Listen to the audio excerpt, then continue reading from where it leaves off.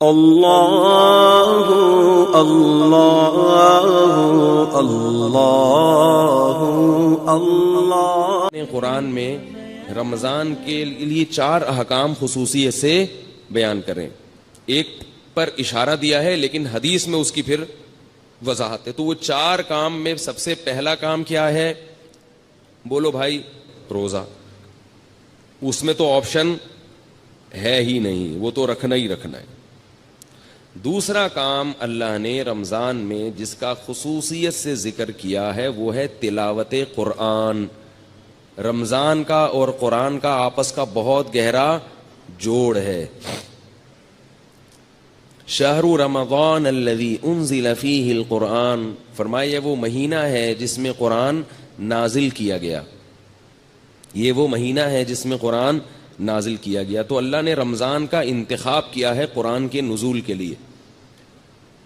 اسی وجہ سے رسول اللہ صلی اللہ علیہ وسلم نے اس مہینے میں تراویح کو مشروع کیا، تراویح کو، تاکہ اس میں قرآن پڑھا جا سکے.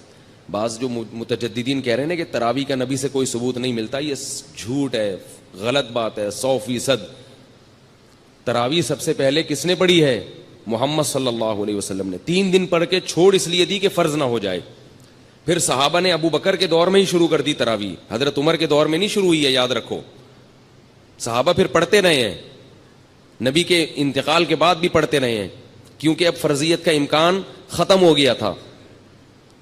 حضرت عمر نے صرف اتنا کیا ہے کہ مختلف ٹولیوں میں جو پڑھ رہے تھے ان کو ایک امام پہ جمع کیا ہے، کیونکہ نبی نے جو پڑھائی تھی وہ نبی نے، آپ اکیلے امام تھے اور باقی سب لوگ مقتدی تھے. تو حضرت عمر نے ان کو نبی کے نہج پہ اس تراویح کو حضرت عمر لے کر آئے ہیں. اس پہ تو 2 کام میں نے بتا دیے. دوسرا کام کیا ہے؟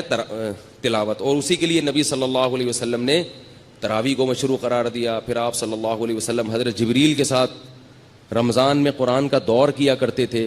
تو اس لیے رمضان میں رات کو تراویح بھی پڑھنی چاہیے اور دن میں بھی تلاوت کا اہتمام کرنا چاہیے. تیسرا کام جس کا حدیث میں ذکر ملتا ہے اور قرآن نے اشارہ بھی دیا اس کی طرف، وہ کیا ہے؟ صدقات و خیرات کی کثرت. روزہ رکھنا آسان ہے، مال خرچ کرنا مشکل. آج کل لوگ منتیں جو مانتے ہیں نا کہ میرا یہ کام ہو گیا تو یہ کروں گا، یا خواتین جو منتیں مانتی ہیں، نماز روزے کی تو منتیں مانی جاتی ہیں، پیسے خرچ کرنے کی منتیں نہیں مانی جاتی. دکھتی رگ پہ ہاتھ رکھا کہ میں نہیں رکھا؟ میں نے پیسے خرچ کرنے کی منتیں نہیں مانی. پیسوں سے ہمیں بہت محبت ہے، اور اللہ نے جہاں نماز کا ذکر کیا وہاں مال خرچ کرنے کا ذکر ساتھ ساتھ کیا. اس سے پتہ چلتا ہے کہ اللہ کو کنجوس نمازی پسند نہیں ہے. تو ہم اس نوٹ سے دل نہ لگائیں، اس پراپرٹی سے دل نہ لگائیں، رکھیں، مگر ساتھ ساتھ اللہ کی راہ میں خرچ بھی کیا کریں. آپ کو پتہ ہے کہ پہلے صوفیاء کرام کی جو خانقاہ ہوتی تھی، آج کل چند ایک کو چھوڑ کے اچھے لوگ بھی ہیں تصوف میں الحمدللہ، انہی کی برکت سے آج یہ دین قائم ہے. ہم بھی اسی تصوف کے سلسلے سے جڑے ہوئے ایک نالائق ہیں جو آج یہاں بیٹھ کے ٹوٹا پھوٹا دین کا کام کر رہے ہیں. تصوف پر رد ہرگز مقصد نہیں ہے، کسی کا مذاق اڑانا مقصد نہیں ہے، لیکن بہت سی خانقاہیں کھانے پینے کا ایک ہوٹل بنی ہوئی ہیں، لنگر فری کے چل رہے ہیں، اور مریدین آ کے پڑے ہوئے کھا رہے ہیں، کھا کے گردنیں موٹی ہو رہی ہیں. جب ان سے پوچھا جائے کہ تم یہاں کیوں پڑے ہوئے ہو تو کہتے ہیں ہم اصلاح کرنے کے لیے آئے ہوئے ہیں. ہم کیوں آئے ہوئے ہیں؟ اصلاح کرنے. چلو پھر بسم اللہ کرو، کھانا کھاؤ. پھر وہ سیٹ کوئی وہ لے آیا، دیگ لے آیا بریانی کی. تو بھائی کوشش کیا کرو جتنا ممکن ہو کھانا اپنے پیسوں سے کھایا کرو، اس سے اصلاح زیادہ ہوتی ہے. دوسروں کے پیسوں سے کھانا کھانے سے اصلاح بولو نا کم ہوتی. اور اگر خانقاہ میں ہو تو کوشش کرو کھاؤ ہی نہیں، روزے رکھو، کیونکہ روزے رکھنے سے جو اصلاح ہوتی ہے وہ کھانے سے نہیں ہوتی. تو بہرحال تو رمضان میں تیسرا کام کیا کرنا ہے؟ کڑک کڑک نوٹ. بولو اللہ کی راہ میں، بولو نا، جملہ مکمل کریں، آدھا کام اسی سے ہو جائے گا، بولنے سے ہو جاتا ہے. کڑک کڑک نوٹ اللہ کی راہ میں خرچ کرنے ہیں. اور شیطان کہے گا کیا کر رہے ہو، اتنی محنت سے کمائے ہیں، اتنی محنت سے کمائے ہیں, کیسے دے دوں؟ دیکھو نبی نے کیا فرمایا, بہترین صدقہ کون سا ہے؟ دل تھام کے سنیں یہ حدیث. بہترین صدقہ کون سا ہے؟ فرمایا تأمل الغنا وتخشى الفقر. وہ صدقہ کہ رقم خرچ کرنے کے وقت تمہیں یہ خیال ہو کہ اگر میں نے یہ پیسے خرچ نہیں کیے تو ان پیسوں سے مزید پیسہ بنا سکتا ہوں. ان پیسوں سے مزید پیسہ بنا سکتا ہوں. تأمل الغنا, امید ہے غنا کی کہ یار یہ اگر میں نے روک لیا نا تو ایسے مواقع آئیں گے جن میں انویسٹ کر کے نوٹ پہ نوٹ چھاپ لوں گا. تو اس پیسے سے انسان کو زیادہ محبت ہوتی ہے. دوسری چیز اس میں یہ ہو, تخشى الفقر, اگر ابھی خرچ کیا تو موجودہ حالت سے نیچے بھی آ سکتا ہوں.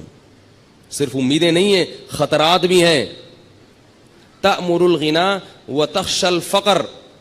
اور فرمایا ان تکون صحیحا شحیحا, صحت مند بھی ہو, ورنہ بعض دفعہ بڑھاپے میں انسان خوب صدقات و خیرات شروع کرتا ہے, اس کو پتا ہے اب میں دنیا سے جا رہا ہوں, یہ پیسہ میرے کام نہیں آئے گا, بچوں سے بنتی نہیں ہے, ان کو محروم کرنا ہے, تو یہ فلانے مدرسے میں دے دو اور فلاں مسجد میں دے دو. صحیح کا مطلب بالکل جوان ہٹا کٹا, ابھی کھانے پینے کی, لائف کو انجوائے کرنے کی عمر ہے.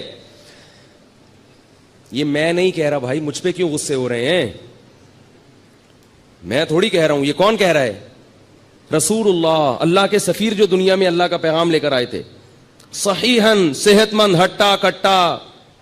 اور آج تو بڑھاپے میں نہیں کرتے, پاؤں قبر میں لٹکے ہوئے ہوتے ہیں, پھر بھی میرا پیسہ میرا پیسہ میرا پیسہ. لیکن جوانی میں کرنا اور مشکل ہے. ان تکون صحیحاً, 4 شرطیں. دوسرا شحیحاً, شحیح, طبیعت میں کیا ہو؟ بخل ہو, جان نکل رہی ہو روکڑا, یعنی اپنی طبیعت بھی نہ آمادہ ہو رہی ہو. بعض دفعہ انسان میں ساری صفات ہوتی ہیں اور دل خرچ کر رہا ہوتا ہے اڑانے کا, ویسے ہی شو مارنے کے لیے, یا ویسے ہی کبھی کبھار موڈ اچھا ہوتا ہے نا انسان کا, آدمی کھلا دیتا ہے, بعد میں کہتا ہے یار یہ میں نے کیا کر دیا, اس دن میں نے اتنا پبلک کو اتنا کھلا دیا یار, میں تو مخروض ہو گیا. لیکن اس وقت جوش آیا ہوا تھا. فرمائے جوشیلی طبیعت نہ ہو, بلکہ شح کا کیا مطلب ہے؟ اندر طبیعت میں انقباض پیدا ہو رہا ہو. طبیعت یار کیا, جیسے نوٹ نکلتے ہوئے ایسا لگ رہا ہو جیسے کوئی کھال نکال رہا ہے, آپ کی کوئی کھال ادھیڑ رہا ہے, ایسے نوٹ ادھڑ رہا ہو. فرمایا یہ جو 4 صفتیں جس صدقے میں پائی جائیں گی اس سے بہتر صدقہ, بولو بھائی,